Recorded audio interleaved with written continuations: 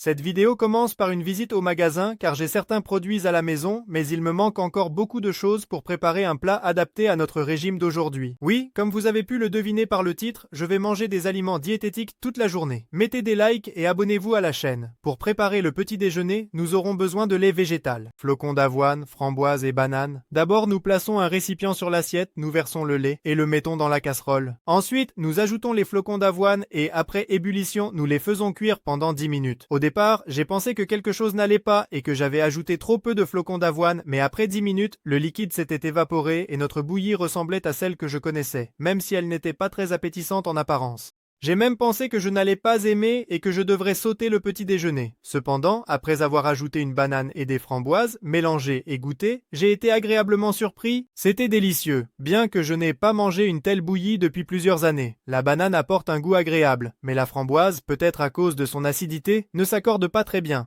Le régime matinal comprend également des noix que je prévoyais d'ajouter à la bouillie, mais en raison de leur dureté, j'ai décidé de les manger séparément. En parallèle, je mets de l'eau sur le feu pour le thé, je continue à manger de la bouillie avec des noix, je prépare du thé et je termine la nourriture restante. À ma grande surprise, je me suis rapidement rassasié et je n'ai pas pu finir toutes les noix. Le petit déjeuner s'est avéré très délicieux, donc de bonne humeur, je fais ma vaisselle, je prends du thé et je vais monter la vidéo. Ensuite, au programme, nous avons une collation, une pomme. Comme je n'avais pas encore vraiment faim, il était un peu difficile de la manger, mais j'y suis parvenu. Pour le déjeuner, nous avons prévu des céréales, à savoir du bulgur. Le bulgur est un excellent choix car il est non seulement savoureux, mais aussi bénéfique. Il est riche en fibres, en vitamines et en minéraux, ce qui en fait un aliment idéal pour une alimentation diététique. Tout d'abord, nous mettons le bulgur dans le cuiseur à riz, puis nous le couvrons de la quantité d'eau nécessaire, ajoutons des épices qui donnent au bulgur une saveur riche, ainsi que du sel et une feuille de laurier pour l'arôme. Nous allumons le cuiseur à riz et laissons le bulgur cuire pendant que nous nous occupons des autres plats. La prochaine étape consiste à prendre de la poitrine de poulet. C'est une excellente source de protéines, nécessaire pour maintenir la masse musculaire et l'énergie tout au long de la journée. La poitrine de poulet nécessite une approche particulière pour être juteuse et savoureuse. Nous frottons la viande avec de l'ail frais, ce qui lui donne du piquant. Ensuite, nous la saupoudrons de différentes épices que l'on peut choisir selon son goût. N'oublions pas d'ajouter un peu de sel pour rehausser la saveur. Nous plaçons la poitrine de poulet sur une plaque de cuisson, l'enveloppant soigneusement dans du papier d'aluminium pour conserver tous les jus à l'intérieur, puis nous l'envoyons dans le four préchauffé. Une fois que nous avons préparé la poitrine de poulet, nous passons à la préparation de la salade. Les légumes frais sont une partie intégrante d'une alimentation saine, et aujourd'hui nous aurons des tomates et des concombres. D'abord, nous lavons soigneusement les tomates pour éliminer toute impureté, puis nous les coupons délicatement en morceaux de taille moyenne. Ensuite, nous prenons des concombres et répétons le même processus. Nous mélangeons les légumes coupés dans un grand bol. En conséquence, nous obtenons une salade fraîche et juteuse qui sera un excellent accompagnement pour le plat principal. En fait, j'ai oublié d'ajouter de l'oignon, mais je pense que ce n'est pas une salade critique, elle sera quand même délicieuse. Entre-temps, notre bulgur et notre poitrine de poulet sont déjà prêts. Nous dressons dans l'assiette le bulgur qui est devenu léger et parfumé grâce aux épices. Et nous ajoutons un morceau de poitrine de poulet. La salade de légumes frais que nous avons préparée précédemment termine notre plat. Nous nous asseyons pour déjeuner et goûtons ce que nous avons réalisé.